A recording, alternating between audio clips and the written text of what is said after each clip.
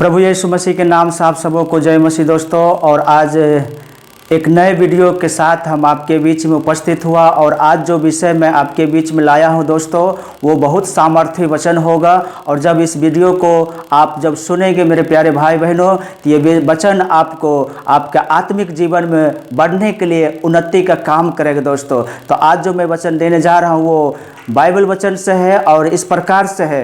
यहाँ पर लिखा हुआ है जो 5 सामर्थ्य वचन, वो में से पहला वचन जो है वो भजन संहिता 1 अध्याय उसके 1 पद में यहाँ इस प्रकार से लिखा है, क्या ही धन्य है वह पुरुष जो दुष्टों की युक्ति पर नहीं चलता और ना पापियों के मार्ग में खड़ा होता और ना ठट्ठा करने वाले के मंडलियों में बैठता है। मेरे प्यारे भाई बहनों, यहाँ पर परमेश्वर का वचन हमें बताना चाहता है कि क्या ही धन्य है वह पुरुष जो दुष्टों की युक्ति पर नहीं चलता और ना पापियों के मार्ग में खड़ा होता, ना ठट्ठा करने वाले के मंडली में बैठता है। जो इन प्रकार से जिनके जीवन में होता है मेरे भाई बहनों, उनके साथ परमेश्वर क्या कहना चाहता है, क्या ही धन्य है वह पुरुष।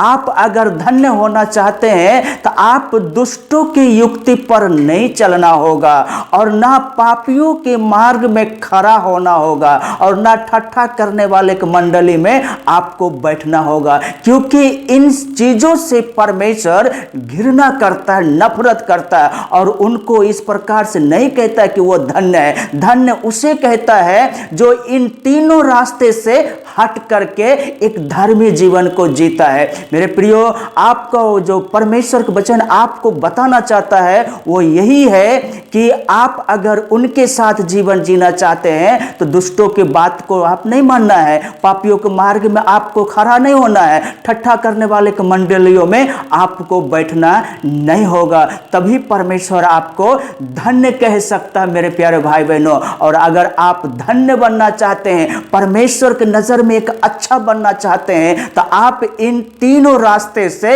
हट करके परमेश्वर के रास्ते में चलना अनिवार्य होगा, तभी परमेश्वर आपको धन्य कह सकता है। और दूसरा है भजन संहिता 16 के 3 में वो इस प्रकार से लिखा हुआ है, पृथ्वी पर जो पवित्र लोग हैं वही आदर के योग है और उन्हीं से मैं प्रसन्न रहता हूं।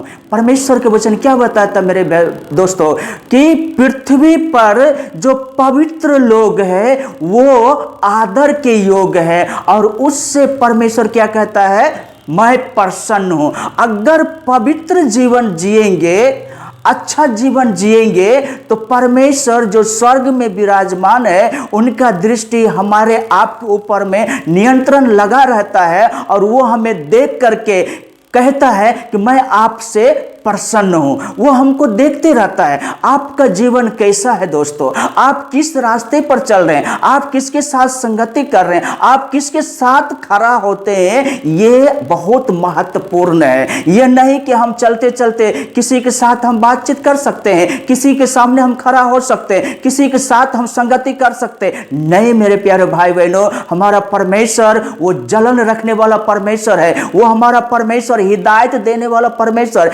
इसलिए हमें सावधानी पूर्वक विश्वासी जीवन को जीना है। विश्वासी जीवन आसान भी नहीं है और मुश्किल भी नहीं है, इसलिए हमें बहुत तायत के जीवन जब प्रभु हमें देने जा रहा है तो हमें उनके अनुसार जीवन जीना, क्योंकि मैं अपना नहीं हूं, परमेश्वर ने हमें मोल लेकर के यीशु मसीह के द्वारा हमें खरीद लिया है, इसलिए उनके बातों के अनुसार हमें जीवन को जीना है। इसलिए परमेश्वर का वचन कहता है पृथ्वी पर पवित्र लोग आदर के योग है और उनसे परमेश्वर प्रसन्न रहता है। अगर परमेश्वर आपसे प्रसन्न रहेगा, आपसे वो खुश होना चाहता है, तो आपका रास्ता परमेश्वर के रास्ता में होना चाहिए मेरे प्रियो। और तीसरा जो है वो भजन संहिता 22, वो इस प्रकार से लिखा हुआ है, भजन संहिता 22 में 22 के 1 में, हे मेरे परमेश्वर तूने मुझे क्यों छोड़ दिया,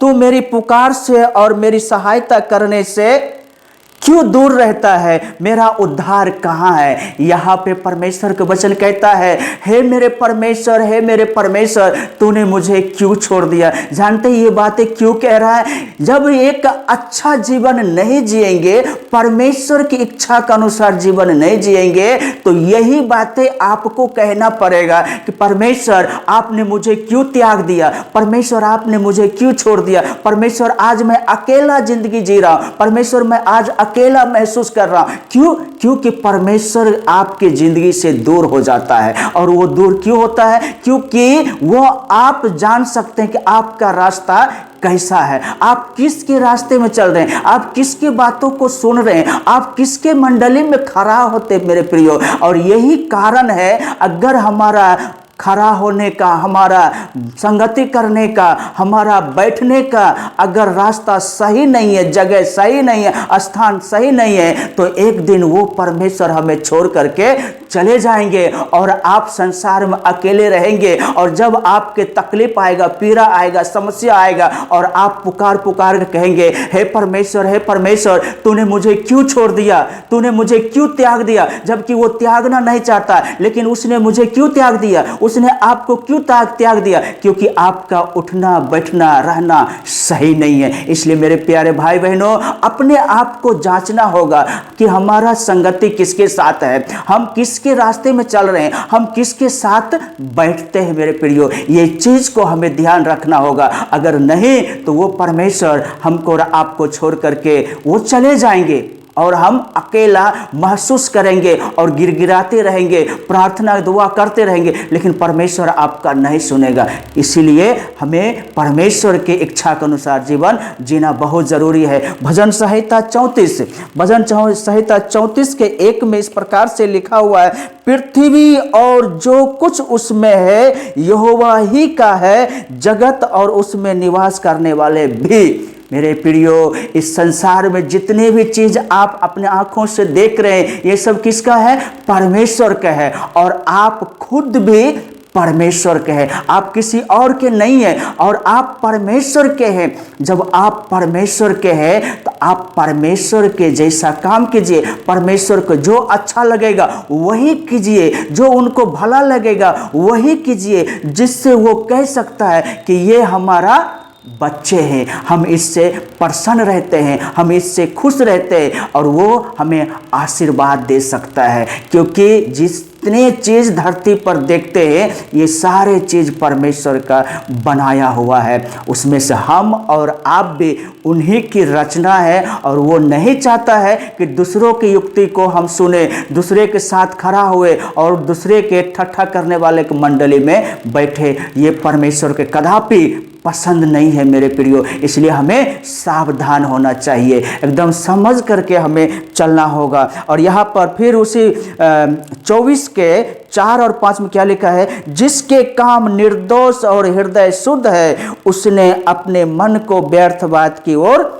नहीं लगाया और ना कपट से शपथ खाई, वह यहोवा की ओर से आशीष पाएगा और अपने उद्धार करने वाले परमेश्वर की ओर से धर्मी ठहरेगा। मेरे प्रियो, ये बात किनको कहा? जिनका मन शुद्ध है, जिनका मन पवित्र है, जिनका चाल चलन बढ़िया है, जिनका सब कुछ अच्छा है, परमेश्वर उनके बारे में कहता है ये मेरा पुत्र है और इससे मैं प्रसन्न हूँ और ये आशीष का योग होगा। आप जो है परमेश्वर के रास्ते पर चल रहे हैं, परमेश्वर के बातों को मान रहे हैं, सुन रहे हैं और उनके अनुसार जीवन को जब जीते हैं तो परमेश्वर कहता मैं आपसे प्रसन्न हूँ और आप ही आशीष के योग हो। और परमेश्वर के पास जितने भी आशीष है वो सब आशीष किसका होगा मेरे प्रियो? आपका होगा। बस इतना करना है कि हम अपने संगति को बदल देना है, हम अपने खड़ा होने का स्थान को बदल देना है, हम अपने बैठने उठने का स्थान को बदल देना है, जिससे परमेश्वर अच्छा लग सके और परमेश्वर खुश तो आप भी खुश हो सकते हैं। इसलिए आज जो मैं आपके सामने 5 सामर्थ्य वचन को लाया दोस्तों, इस वचन को आप ज़रूर सुनिएगा। परमेश्वर आपके जीवन में बहुतायत के आशीष करेगा। परमेश्वर आपको आशीष करे। आमीन।